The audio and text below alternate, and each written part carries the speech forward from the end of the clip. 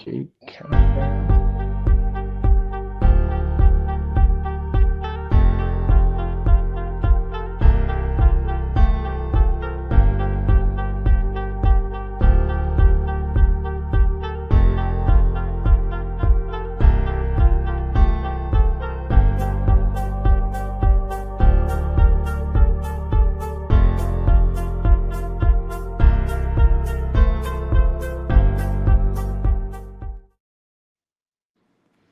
Ma'at Hotep.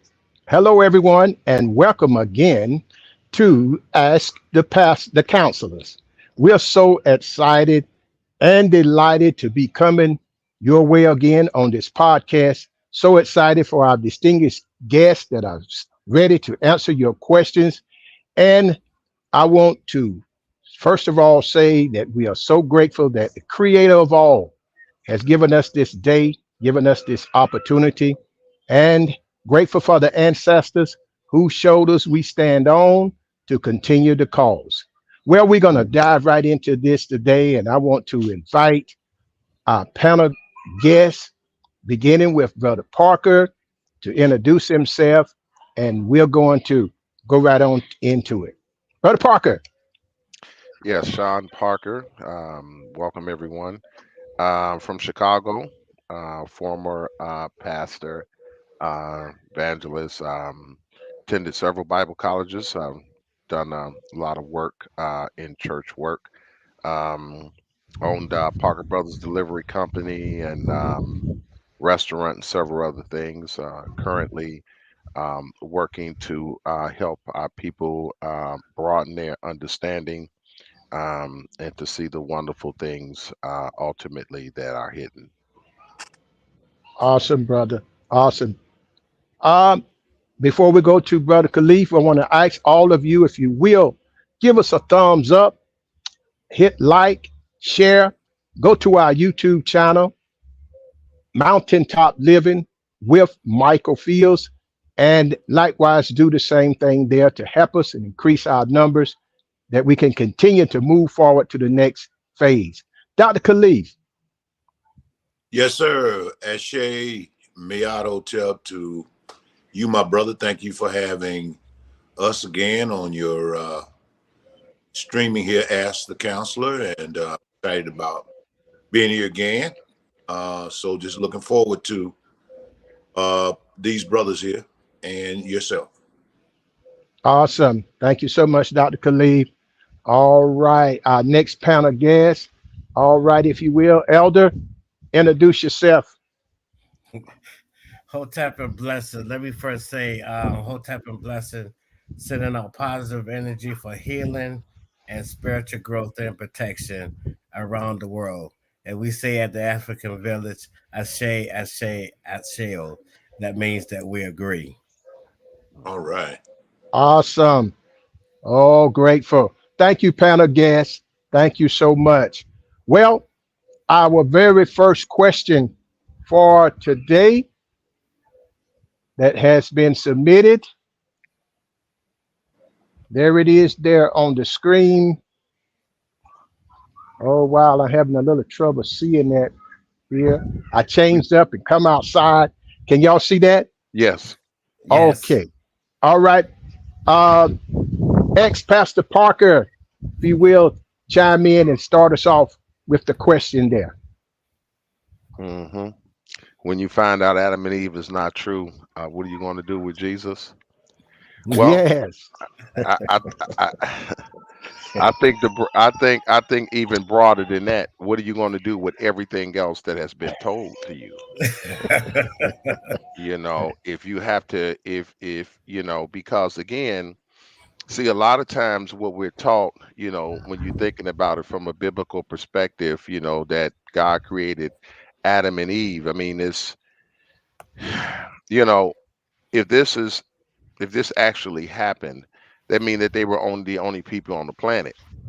So when we start hearing things about Cain killing Abel and God telling him that your brother's blood speaks from the ground, and God is going to consequence Cain for being inappropriate and violent and murderous. and sends him out. He said, "Don't send me there." He said, "Because if you send me there, I'm going to be a vagabond, right? I'm going to Mm, be going among these people, and they going to mhm, kill me." What people are you mhm, talking about? Where these people coming from? It's only you, your mother Eve and Adam, and if there are people down there, they got to be your little brothers and sisters, and you got to be the uncles of all of them, since if they the first people on the planet. So mm. I think you miss. I think so it causes you to question everything. Yes. If this story didn't happen, but yet it's in the Bible. So how do you look at that? Well, maybe this is just what it is. It's a story. You know what I'm saying? And it doesn't mean necessarily because it's a story that is something that Mhm. actually literally happened in history. So then you have to understand now, since you didn't found out that Adam and Eve is not true, what is the implications of that meaning? What does that mean? And how am I to extrapolate anything out of that, if anything at all? So if that's in the beginning, that means it starts in the beginning and go to the end of Revelations. I now need to look at and see what's true and what's not. So it should put people on a journey of discovery, to look a little bit more deeper, if this Adam and Eve story didn't truly occur. Awesome. Awesome. All right. Dr. Khalif. Well, I concur with Brother Parker there with what he said. All people tell stories, okay? And I understand that, as Dr. John Henry Clark says, that I question the intelligence of anyone who thinks that the Bible is all true. Everything in the Bible is true.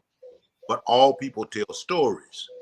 Nothing is wrong with a story as long as you are clear. In other words, what I mean by that, we do not have to throw the Bible away. And Mhm. one of the things that the conscious community has to learn to do, in my opinion, is to build a bridge between the stories that we read in the Quran, that we read in the Bhagavad Gita, that we read in the other texts, the Sumerian texts, whether we read the Vedas, whether we read Shinto, whether we read the Torah, or whether we read the Bible itself. These are stories that are hiding principles, and we in the conscious community have a task before us: show Mhm. where these stories came from. One, two, we have a task to transmute those stories. Each, the principles, the interplay of principles that were hiding in these stories. So I often tell Christians, of course, you and I spent 40 years as professional churchmen in the religion of Christianity. And I often Mhm. tell them, you don't have to throw the Bible away. You don't have to throw the Adam and Eve story away. You don't have to Mhm. throw the Jesus story away. You don't have to throw the Abraham story away, the Moses, the Davids, the Goliaths. You don't have to throw those stories away. But what you need to do is to look for the principles that are hiding in those stories. Normally, carefully enough, you'll find that there are principles based on reality hiding in those stories. One example, and I'll surrender the mic to Elder John Henry there.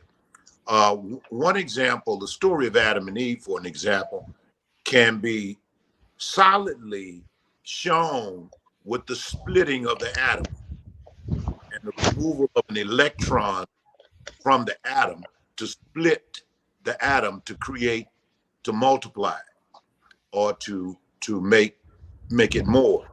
And so the story of Adam and Eve, nothing but a story showing the split of atoms. One other example is a story. You don't have to throw that story of Jesus away because of this reason.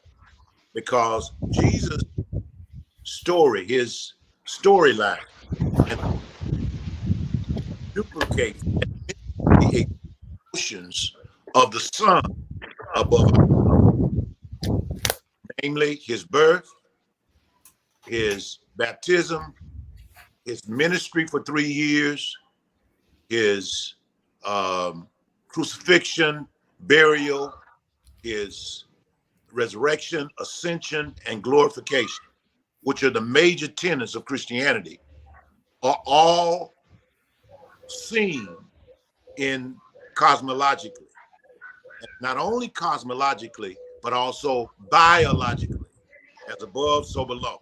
They happen above us and they happen in us. So we don't have to throw the Adam and Eve story away. We don't have to throw the Jesus story away. Thank you. Awesome. Awesome, Dr. Khalif. Dr. Khalif, I want to throw this up on the screen. And since you touched on that, chime in on that. Read it to me, bro. Tell me what it says. I'm having trouble seeing it. Yes, it's very small. It Brother Parker, says, can you see that? it says, no, it is not true. Scientists can trace our maternal and paternal lines back to a woman and a man who lived a long time ago, but they are not the biblical Adam and Eve. People refer to these two individuals, and that's where it cuts off at, Doc. All right. Okay, there you have it. Okay. All right. Elder John, chime in if you will. Wow, that first I have to say, giving all honor to our elders and our ancestors, excuse me, for allowing me to be present for this live broadcast. I'm 63 years old, and branching off the wisdom and knowledge of my elders that I'm looking at now my heart is full of joy and pain all at the same time. You mentioned, Elder, about one of the great peoples that I carry, or I stand on their shoulders. That's like Professor James Smalls, Leonard Jeffries, and the list goes on and on. Going back to the question about the authenticity of the Bible and not throwing away, because the Bible was really, in my perspective and my research, once I found out that Jesus didn't exist through Pastor Ray Hagan, with the Chief Elder Ray Hagan, with the African Village, it tore me apart. I mean, Yeah. it really almost landed me in a sane asylum or snapped or whatever, if it wasn't for my chiefess that told me, said, just go ahead and digest it and let it sit in the front of your forehead and let it seep to the back. So when it's time that for you to speak on it, it'll run like the River Jordan. And just those words of a powerful woman saved my life, because I wanted to go to the mountaintop and tell everybody, hold the press, hold the press, don't go no further, Mhm. and that's the short version. Now about Adam and Eve, what I'm saying, it's like if you can't decipher that it was a code, because Leonardo da Vinci, the one that I believe was Leonardo da Vinci, correct me if I'm wrong, is the one that drew the Lord's Supper. And but yet, if you look closely at that painting, you will see that Jesus is in the middle, but he has a halo around his head. And then you start counting 12. You know, you got 6 on one side, 6 on the other side, I believe, and 1 in the middle, so that'd make 13. But we just took it as face value, just like we took the Bible as face value as well. There was a time, and I hope I'm not getting off the topic, because this is how the ancestors give me those certain downloads. At one time, we had all the land, the whole great Mother Earth. And the Europeans, they had the Bible. Now that through a programming process, now we have the Bible and they have the land. And so getting to Jesus, or, you know, it's just like sometimes it just troubles my spirit to this day, even though I don't did over 27 years of an experience and research, and I heard from the elders, but I had to get validation for myself. You see what I'm saying? So that this way I know it's correct, because everybody is entitled to their own opinion. And I put a lot of stuff on Facebook. I say, prove me wrong on anything that I speak of, and I pay your mortgage and your car payment. I haven't been challenged with that in 15 years. And so, but we take those entities as if they did exist and giving us some information, just like the elder said. It's a story. It's not saying that that story is authentic or true. So, but we still took it as face value. And we all have to do an analysis and a prognosis on the things that we read, and especially who is the author. That counts too as well. And so I'm enjoying this discussion. I hope I didn't get off key, because Okay. All right. and I yield the rest of my time. Thank you so much. Thank you, Chief Elder. Thank you, panelist guests, for the answer to that question. And I oftentimes say that Adam and Eve and Jesus exist in the minds of those that dare to believe. And to believe is to put trust and confidence in something that is not scientifically verified. All right, let's move on to our. If I can add a little layer to that Yes, one. yes, sure, yes. You know, when this ice age began to dissipate, and we had our those that were coming from the Caucasus Mountains and coming into Egypt and being trained, learning the meaning of soap and being cultivated, and developed, just like every other culture has a god, and whoever that god is in that culture, then that's the race of that god. So if we're talking about Islam, then the god is Arab. Or if we're talking about Judaism, then he's Jewish. If we're talking about, Hinduism or Buddhism, whatever these things are, you notice here, Krishna, they always are, the god is always the same race of that people. So can you imagine being a person on the planet and not having a god? I mean, you have to, you're going to want to have a story like everybody else has a story. So all you can do is take from different stories and try to put them together and create your own story to give you validation on the planet. And that's the Adam and Eve story.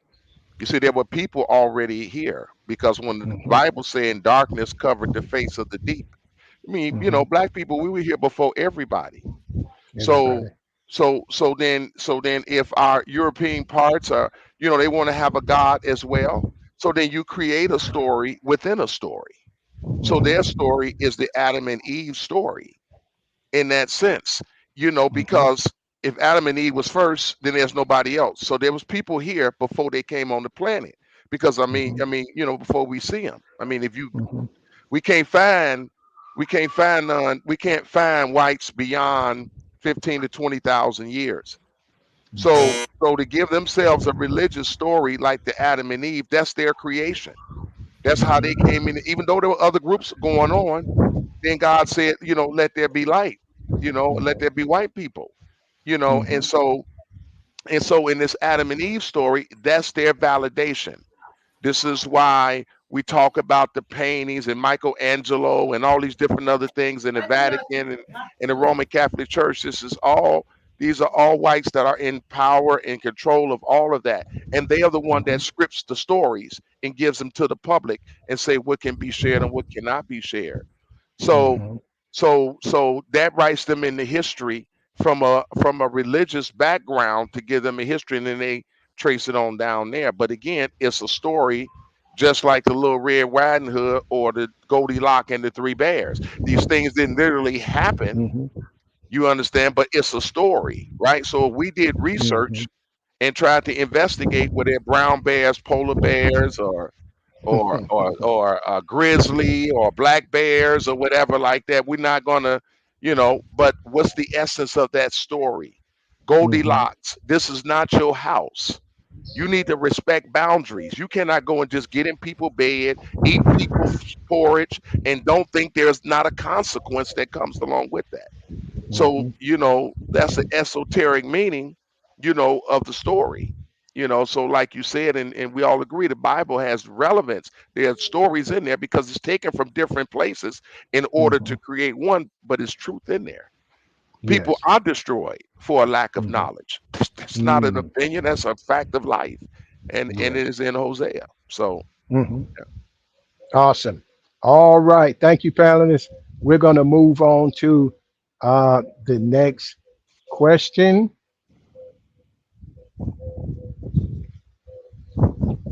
And that question is, why do you think that the womb man was removed from the original Trinity, and what harm, if any? I can't see the rest of it. Let me try to blow the screen here. what harm, and if any, has that done? Okay. Thank you, Brother Sean. Okay. Brother Sean, let's start off with you again, if that's all right. Well, again, I look at this as a knee-jerk reaction. Mm-hmm. Um, Western civilization, and that mentality, um, as I indicated in a prior episode, I diagnosed Europeans with PTIS, post-traumatic inferiority syndrome. And so with that in mind, if I struggle with feelings of less than, and I have an inferiority complex and insecurity, then what am I to do to eradicate that? How can I get that up off of me? I don't like that feeling. I don't want to walk around feeling that way. It's uncomfortable. It makes me so what do I do? Well, here's what I'll do. I'll change the narrative. I'll put the man at the top and make him the God on the planet, and everything has to flow through me. That's why even I know we refer to the Bible a lot. I mean, the Pharisees and Sadducees, they would rub a camel on the nose, but they wouldn't dare look at a woman. Right? She was considered less than. This is why Eve gets the blame for the story, that when they finally did put their religion together, they put it and made it the female fault that things that happen.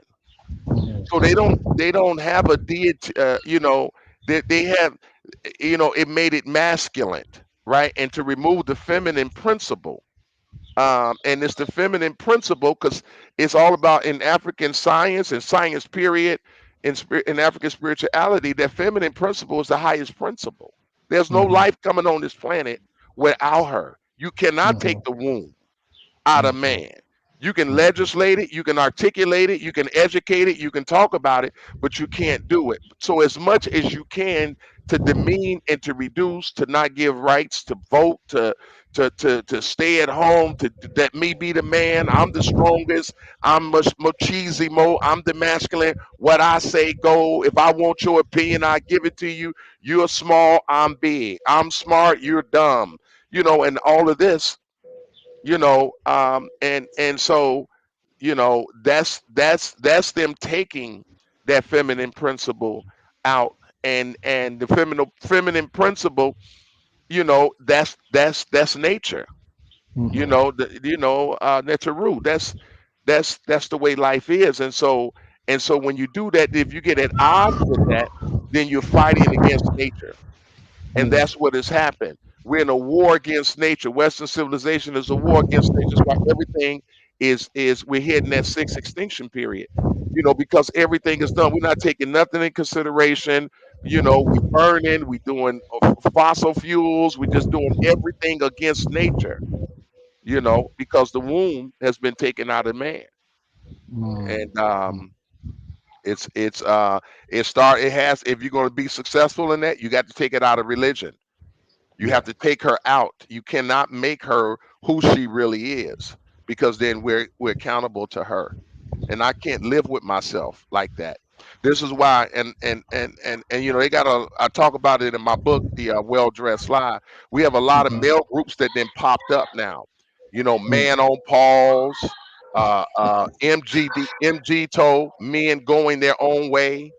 And what Mhm. they have done is vilified women. It's over 200,000 across it's international groups. And they don't look at women as even human. They tell men, go burn down your house. Not in a physical sense, burn down, but everything you ever been told. The Mhm. gentleman you were supposed to be.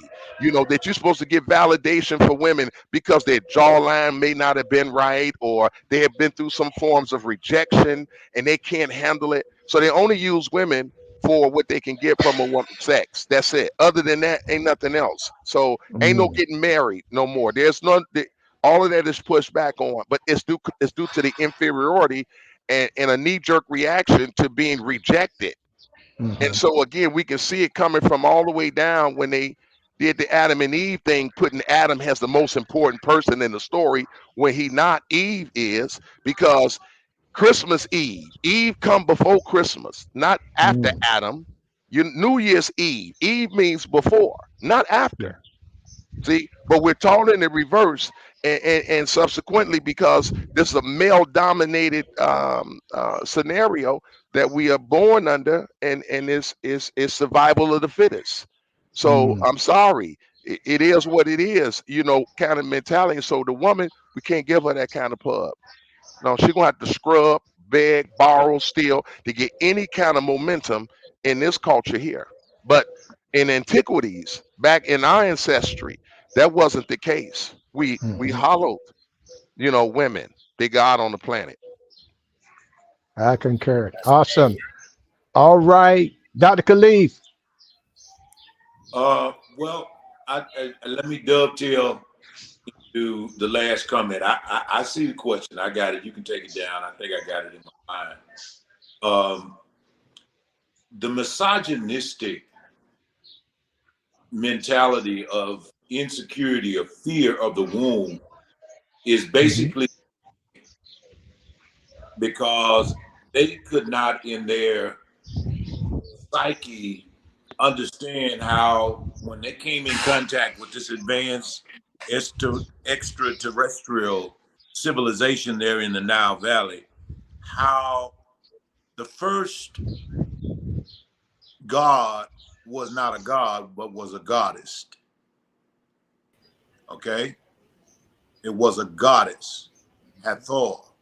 Mhm. And from Hathor, when you go to the temples that are there in Egypt, you will see that the woman, or the matriarchal culture that existed, was a culture that promulgated and produced and precipitated peace, because they understood that the woman was actually in charge.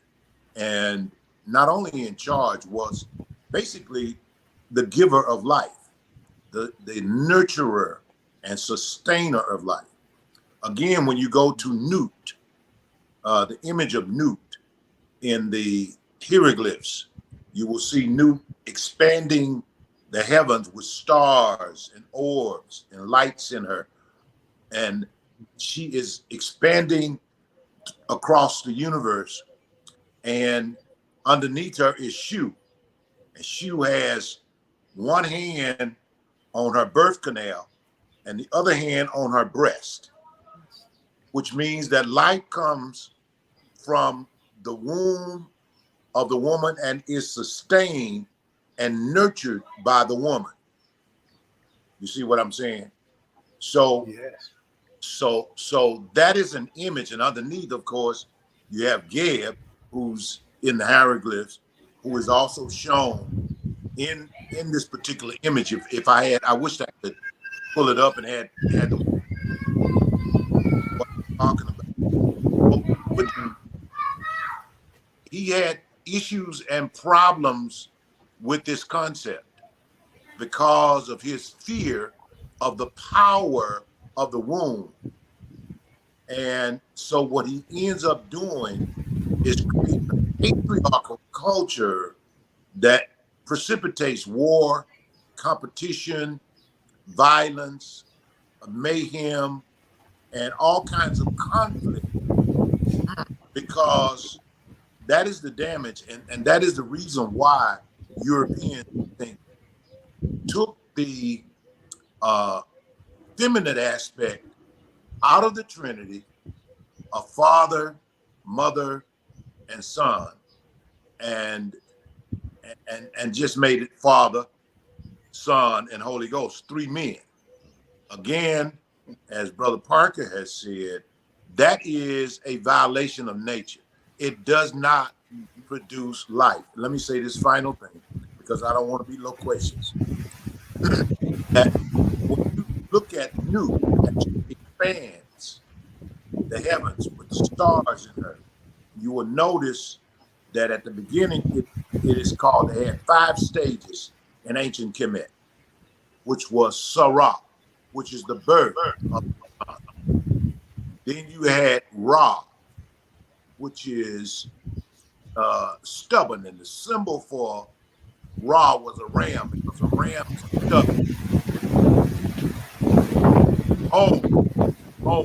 O-N, that's what the Bible calls in the 41st chapter of Genesis, where it talks about Joseph marrying Asenath, the daughter of Potipharah, the priest of On, the priest of the sun. On, like noon. That's why when we switch on a light, we call it on, because the light comes on. So you're talking about the 5 stages. And so you got Sarah, the birth of the sun. You got Ra, which is the stubborn. And then you got On.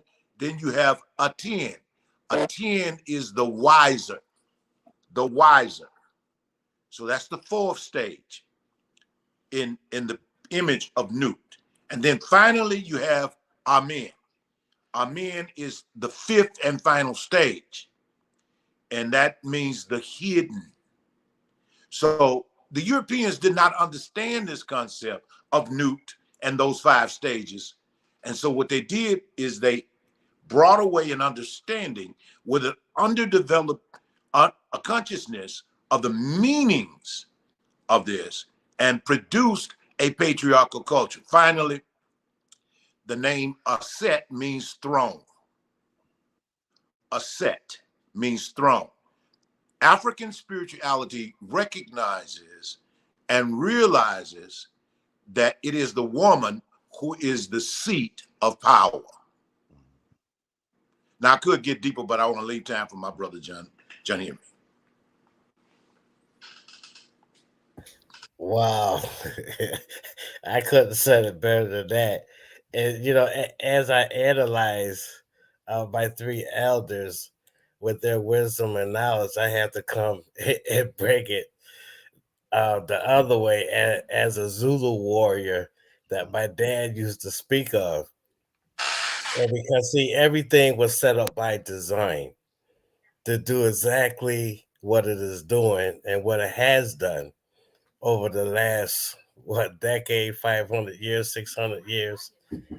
And it was set up by design like that so that we will never be able to identify ourselves and our ancestors. We are our living ancestors in the flesh. How Professor James Bars was saying last night that I was watching, he said, I'm 1 million of my grandfathers in the flesh present. And that was well said. And because if it wasn't set by design, we wouldn't be having this discussion right now about the woman, the womb of the woman, because see, like you were speaking of, everything with these European has to be on the masculine side. But if you understand the halls of Ma'at, it says it weighs the heart against the feather, then we got to have that. That's a female in the front that's holding those scales. You see, and that's why and my teaching and what I push forward is that after we examine the text, because we are at war right now, you know what I'm saying? We at a biological war. We just don't see no bombs dropping because through the technology of these different entities showed them, our oppressors, if I can use that terminology, exactly how to slow us down, because that's all it's doing. It ain't killing us. Because see, when we transcend, we going into the spiritual realm because there ain't no death. Because everything evolves around energy. We all are connected one way, shape, form, or fashion, even including with the ants, the bird, the fowls of the seas.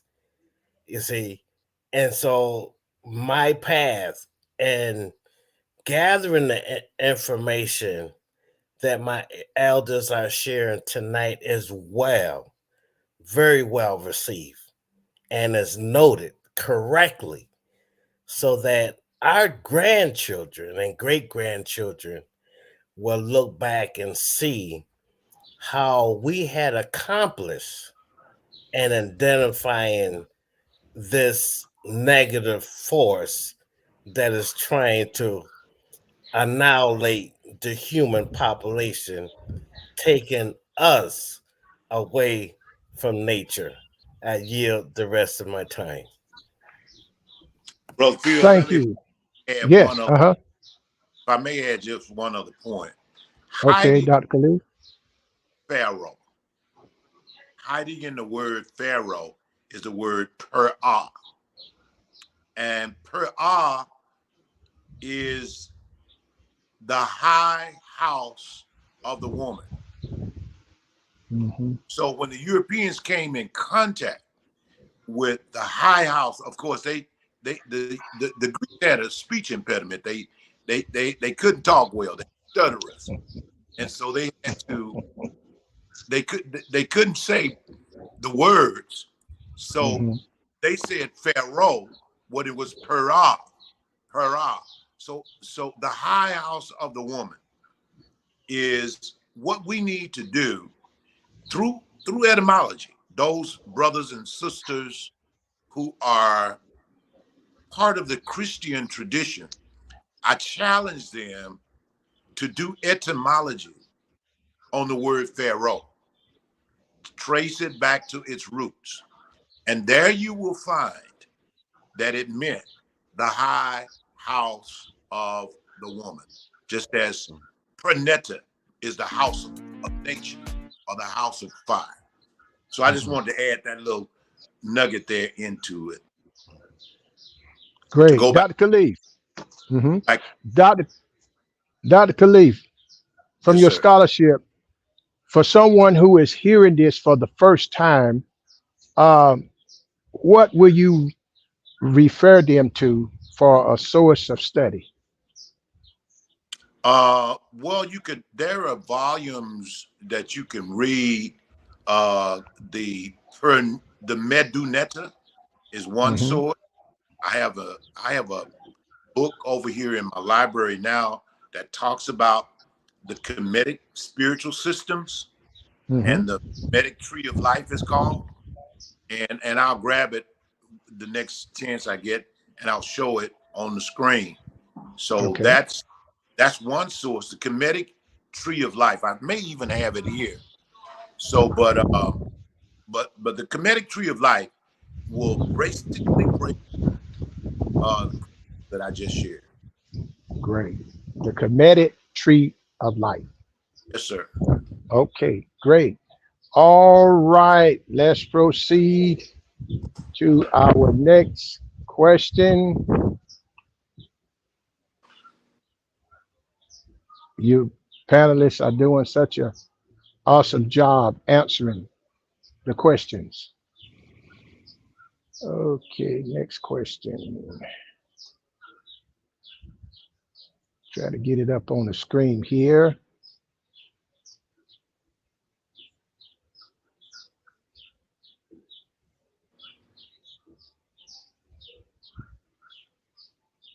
Brother Parker, if you will read that.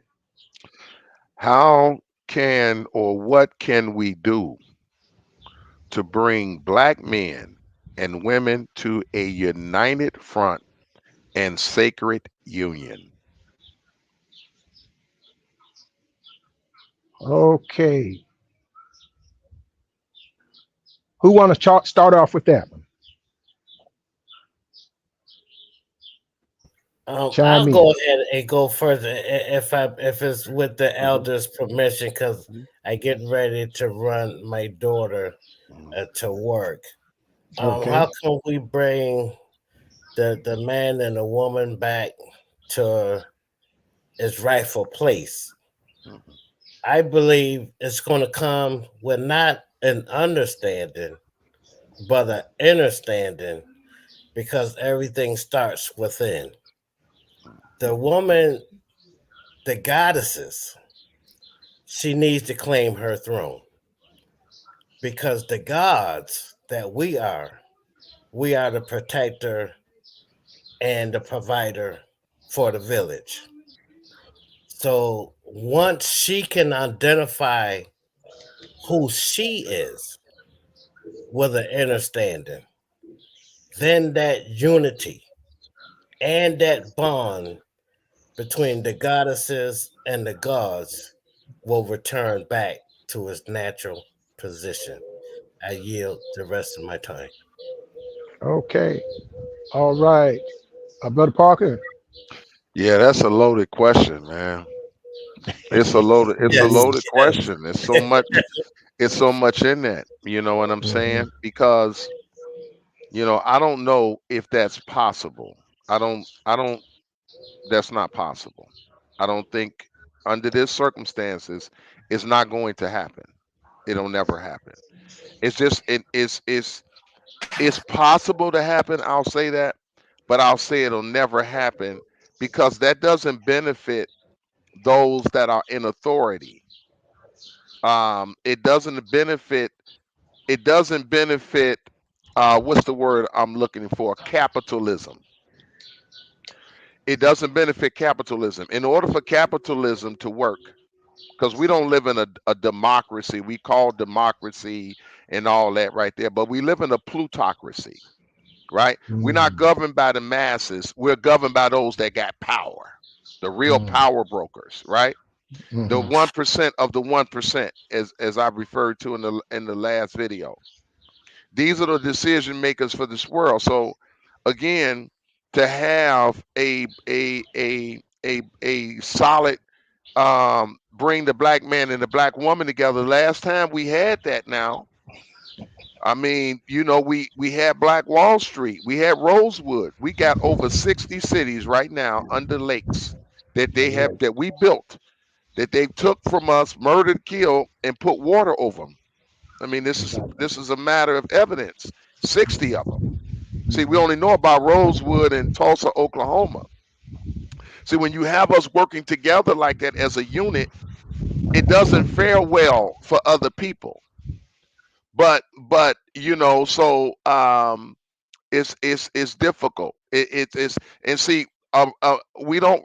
I don't know if I shared this last time, but a miracle is as I stated, is a black man and a black woman talking about the black family, a black man and a black woman, or a black couple that's working together as a team, that know how to play off each other's strengths, that know how to cooperate with each other, and that's well adjusted. That's a miracle. That's a miracle. I mean, I wish if we can be taught to find couples like that, black men and black women couples like that, that exude those qualities, attributes, and characteristics, and elevate them to high esteem as role models and example setters, then it give us something to aim for. But we're in a situation where we're not aiming for anything. You aim at nothing, you hit nothing every time. And so the plan is the deterioration of the black family, not to build and to establish. Even in Christianity, if those that profess Christianity, our white brethren and sisters, you know, would go to every state, like here in Illinois, in Springfield, capital, in every state, and lay on the Capitol steps and don't leave until they see movement in our community that's going in a different direction. Legislation, it will happen. But again, the system is not set up to generate that. I can go on with this, but I'll say this: when they so-called had in Azusa, in California, there, I went to the house where this big move of God supposed to have broke out, where glossolalia happened, which is the Greek term for speaking in tongues. And out of that movement came the Church of God in Christ, and came PAW, Pentecostal Assemblies of the World. Now, in that whole grouping time, there was, and this was in 1918, something around this time, there were all whites, blacks, all people together, you know, worshiping under the power of God, as they have indicated. But what happened is they spoke to their the whites that are in power spoke to the whites that were part of it and say, hey, look, no, we can't have this. Y'all can have your own thing, but y'all got to come from underneath these black leaders. Bishop H. Mason and also James Seymour. People can do the research on this. And so out of that came the Assemblies of God, which is the white arm of the Church of God in Christ, who's supposed to be the mother, who they were all together, but the whites, they had to separate. We had to keep it separate. You can't have you guys together like this, right?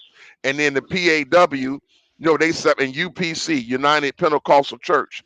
So even way back when, it has been this need, because there's a direct weakening of our communities and everything like that. I think the greatest hope for us is to do like it is to, if we're overseas, if we are in Ghana, where I've been, or Ethiopia, or Kenya, these places, we have families like that here that will go down there. Oh, it would be powerful. The same, the dynamics are completely different, but here, coming together, building our children, creating strong communities, having vibrant school systems. No, we're not finna. I'm not finna. I mean, I'm just saying. I hate to be pessimistic about it, but why would the powers that be motivated to allow us to do that? That choice is not up to us. It's up. It's up to those that rule everything. I mean, and I don't see the green light in that.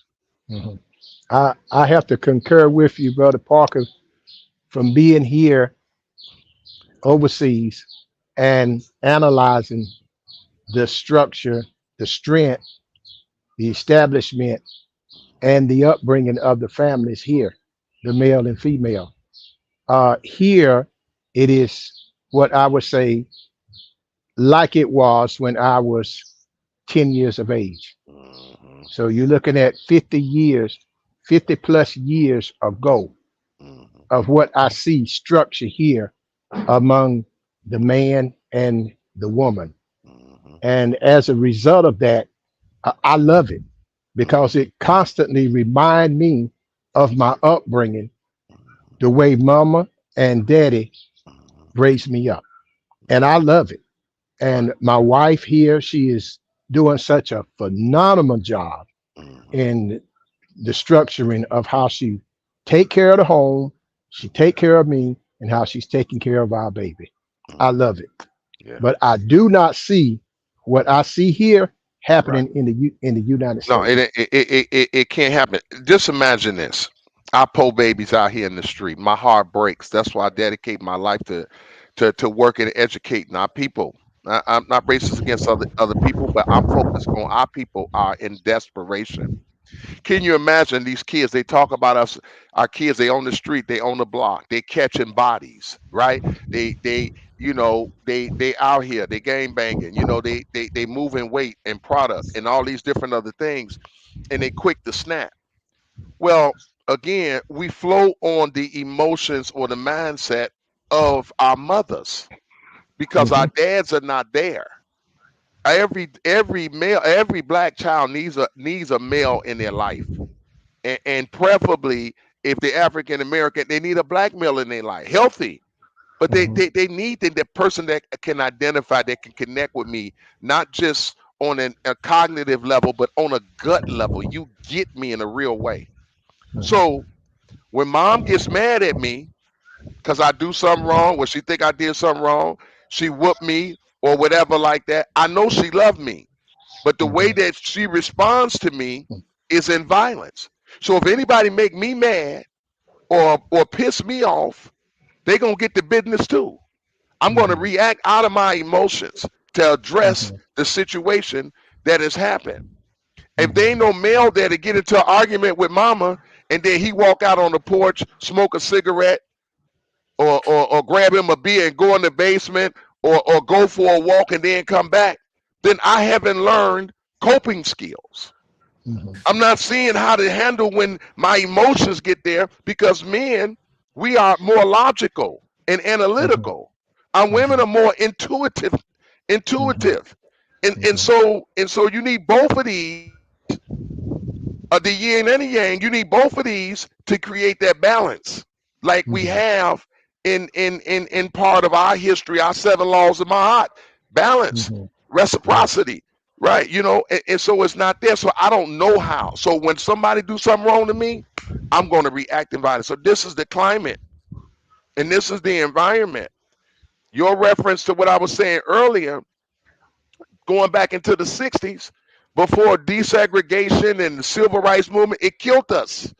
Yeah. I love Dr. Martin Luther King, but that annihilated us. It stripped us of Sure. everything. We had before then, we had banks, Everything. we had everything. We had infrastructure, we had everything. Now we get a chance to go and be among those that don't want to be with us, or whatever the case it is, and we can save 15 cents, or whatever, and we go, and it just killed everything. So we don't have a base anymore here in America. Hmm. We're not strong nowhere. We're not strong educationally, politically. There's nowhere where you can say, wow, what strength we see with the black community in this particular area of platform of society of life.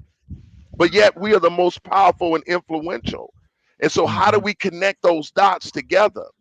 I don't know if you guys seen the Cat Williams thing that he did on Shannon Sharp show here. It went Hmm. viral. It broke Hmm. the internet. The Yeah. information, it was truth telling, no lying, making up. Nobody came back. Steve Harvey, Oprah Winfrey, all these people, they came back and said, well, he told a lie on me when he said this. They just say he crazy and all this other stuff. But you know what I'm saying? He put it out there. Hmm. Now, Hmm. that kind of that kind of movement, to do something like that and to be radical like that, is what is going to take from those of us that are in power in order to get these structures and these families going together. But we eating good off who feeding us. You know what I'm saying? Hmm. And so if they're not woke and conscious, and really have a passion and a burden, to be magnificent and assist our people, I just don't see the materialization of that, and so the family is gone. We've been emptied. I think the scripture talk about being emptied of his power. It would, or something like that. But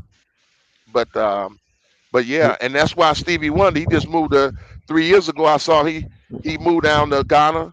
Said, I'm never coming back to America ever. He took his whole company of 300 with him down there and everything like that. He blind and can still see. You know what I'm saying? The disparities, and everything like that. So it's kind of not very hopeful for us in this. Yeah. Dr. Khalif. Yes, sir. Okay, you want to chime in on that question number Hey, 3? question. And I'm gonna have to, how can or what can we do to bring black men and women to the united front and sacred union? Well, we have to return to our own culture. We have to understand, first of all, become educated and familiar with what our culture is and who we are, and not be sucked into the culture or assimilated into other cultures that cannot contain our genetic consciousness. Let me use that word. Within us, we have a genetic memory bank of a high spiritual culture or consciousness, I should say, which produces a culture. Any attempts to assimilate into a culture that does not contain the level of consciousness that is recorded in our genetic memory banks will be like trying to put a whale in a bathtub. Cannot take European structured cultures and contain African consciousness.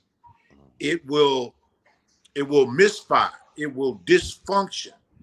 And so what we see is a result of trying to fit us into a European culture. We see these malfunctions and dysfunctions, and then they create laws that are based on the results or the consequences of us trying to squeeze into European cultures. One of the things that's not going to sit well with most of your female audience is the fact, something that Professor James Small says, why it was necessary for an African man to take 2 wives or more wives, because nature was producing more women than it was producing men, 2 to 3 times. So to structure something that we see occurring in nature in a structured fashion would mean that one man would have several wives, rather than the European concept, which leaves that woman unstructured and in many instances disgraced, dishonored, disconnected, and disenfranchised.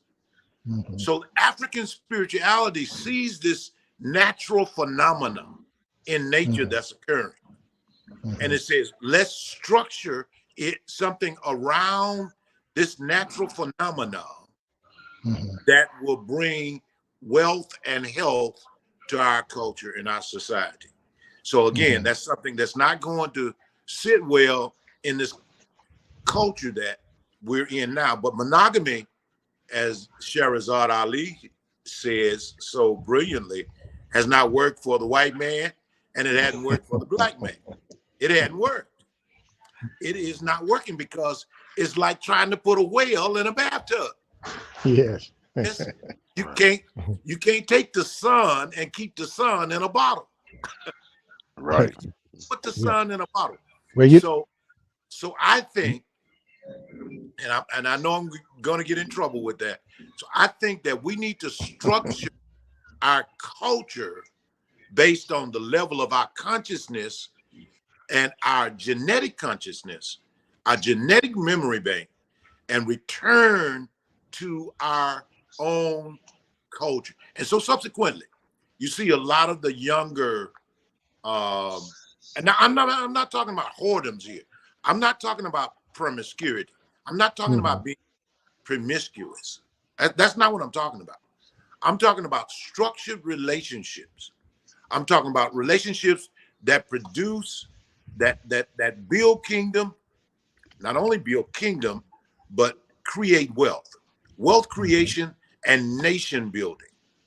And even if you want to go to the Bible, and I can wear you out with this in the Bible, because I'm on another series with another brother trying to explain in a Christian context, how did God jump up on one leg with the marriage institution in the Old Testament, then all of a sudden get to the New Testament, and he changes feet and starts dancing on the other leg. When the Bible says he changes not, but yet we see Solomon with multiple wives. We see David with multiple wives. Heck, we even see Abraham with multiple wives. We see Jacob married to 2 sisters. Oh man. And their 2 handmaids, and built the holy nation of God. Now, if God's concept of building a relationship differs from our culture, who's to say our culture is more supreme than God? I don't know if I'm preaching good enough for you to hear what I'm trying to say. But Yeah, exactly what you're saying. Is that we return to a culture that creates wealth and generates nation building for us. And that doesn't look like what I see in our culture right now, where our women are loose and they're not dependent on our men. And I don't think women should be dependent on men. I don't think men should be dependent on women. I think there should be an interdependence. An interdependence upon each other.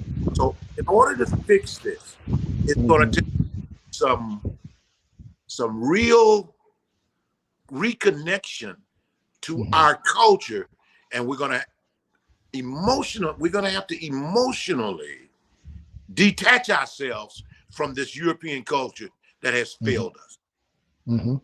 Dr. Khalif, what do you say to the religious archbishop and chief pastor and apostle and overseer that says, no, we just need to do more praying and fasting?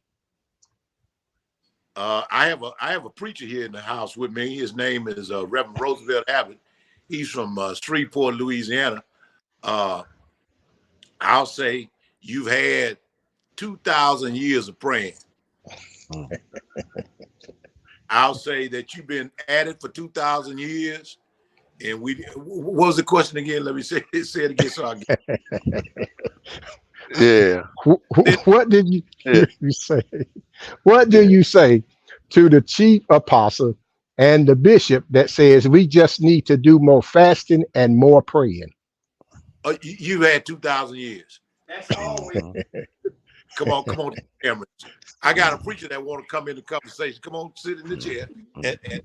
Yeah, and why he's doing that? I mean, you know, Taraji P. Henderson just said the math ain't mapping.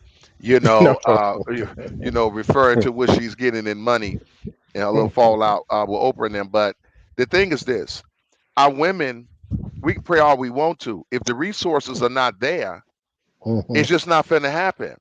I remember when the Word of Faith movement, you know, they Hagins, Pop Hagins, and all these different guys down there. They, James Summerall, all these different big time preachers in the 70s, 80s, whatever like that. They're gonna teach faith to help people come out of their environments and scenarios. So they go down to Calcutta, India, build a church, one of the poorest places in the world. This is where Mother St. Teresa was doing a lot of her work and everything. And they went down there, built a facility, said, we're going to teach people faith and we're going to bring them up out of this. Good intentions. And I guess they really believed that was going to happen. But the resources weren't there. They end up packing up and leaving and coming back here to America. So what is a sister? How we going to have our sisters come together? When there's no resources. I mean, just think about this. If we got a great portion of us going to prison versus going to college, then that's Mhm. going to decrease the options for a woman. Mhm. If you got another portion of us that's on the down low, we Mhm. like men and we like women, right? Mhm. Right? Mhm. And that's going to decrease their scenario. If there are men that want to put their hands on women that are physically violent, again, that's decreasing their options. Even though the numbers are there, they already Mhm. more than us. The numbers are there. Maybe Mhm. I'm just straight part of the LGBT community. I'm just gay. So again, that's more that you cannot dab into. What if Mhm. the guy don't want to work? You Mhm. want somebody Mhm. that want to work. So when you start going through and doing a critical analysis of the Mhm. availability in terms of husband and men, especially in church, many of our sisters mean well, trying to live for God, tithes, offering, praying, Lord, I know you're going to do it, professing, confessing, and all this Mhm. here. They will never get married, ever. It'll never I pray all you want to. Just like my mother, 17 years, had gotten divorced from my dad and want to do it God's way and everything, she passed, but never gonna get married again. The people are just not there. So Absolutely. so when we argue because some of our women are going over into the LGBT community because they don't have anyone or they got their Mhm. little dogs or puppies and different things like that. You know what I'm saying? Because, they just don't have anybody or going over into other, race dating and, and stuff like that. Because what am I supposed to do out here? Mhm. And so I think a lot of times, po things they doing the best they can. Same way with the men, our men out here, po thing we doing the best that we can. We're Mhm. taught this spiritual system, to blab it and grab it, and if you stay in, and pray and fast and pray and fast, that's gonna happen like that. Would to God. We never had a Mhm. revival in the black community. We never had a sovereign move of God, when we talk about from a biblical perspective, Mhm. and so pray harder, keep praying and fasting for something like that to happen. No, it's time for action. And maybe the scripture say faith without works is a thing, in James, that talk about, no, that's not going to happen anyway. You got to get out there and Mhm. make it happen. So, yeah. Yes. Thank you, Brother Parker. All right, Brother Pastor, we ask you to introduce yourself and chime in on that question. I'm Roosevelt Abbott, originally from Homer, live in Shreveport, grew up around Humphrey, Homer, Louisiana. Grew up with Bishop Khalif Zapnap Pa Ni Grew up with him. And good to meet you guys. Good to see you, Brother Fields and the other brother here. I Yeah. like what Thank you, you're talking brother. about. Well, Likewise. as far as it relates to Mm-hmm. women and men and marriage, uh, prayer in the black church is a cop out. When we don't have no answers, we turn to Mm-hmm. prayer and don't do Mm-hmm. this in front of the young folk. That's Mm-hmm. that's a cop out. When we don't have no answers, let's just pray. Mhm. We done prayed to the fat woman still sing. But Mm-hmm. in the old days, marriage wasn't based on love. Mhm. It was an agreement. You Mm-hmm. know, it was agreement. Like my grandpa, he told my grandmama, "I give you my sperm, you give me baby. Mm-hmm. I build a Mm-hmm. house, you clean the house. Mm-hmm. I bring in food, you cook the food." Mm-hmm. And most young men today who's not educated, he don't know how to talk to a woman who is educated Mhm. because he wasn't trained like our grandfathers, Mm-hmm. the fourth, fifth generation before us. He know nothing about love. All a black woman wants, love and attention. Mhm. So the black father tell his son, when you go over there, put your foot down. And he Mhm. said, "Dad, it's her flow." He pull up in his 85 Chevy with the big wheels on it. Hell, she a Lexus it.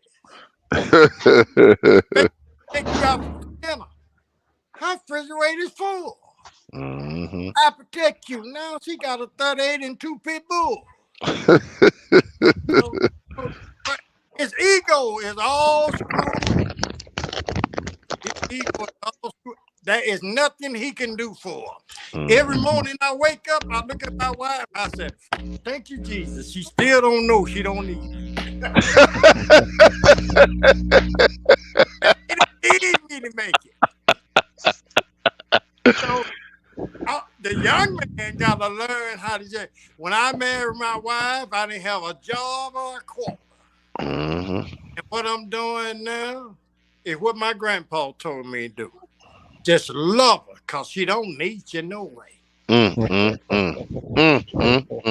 Powerful. Powerful. And the women we got don't need her. Right. She's a free slave in America. Yeah. All right. She's a slave. The black woman got more freedom than anybody. What's that woman, Alizé Ali? Yes. She said, what's wrong with the black woman? She ain't never been called any question. They hung her on the tree, too. Good talking to you, brothers. I got to let you go. Yeah. All right. Thank you so much, Brother Abbott. All right. Well, there you have it for today. Our time has come and gone. Thank you so much for joining us today with Ask the Counselor. And we want you to, once again, submit those questions. Get them in soon. Get them in early. So next weekend, we can fire up once again with Ask the Counselor. I want to thank my panel guests today for helping to make this a great success. And I want to thank you, our listeners and viewers. Thank you so much. And continue to spread the word and let others know that we are here streaming, podcasting.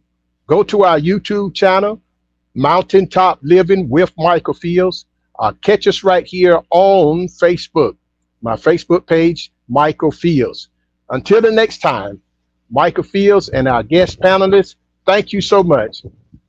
Join us again with Ask the Counselor. Peace out. We love you much.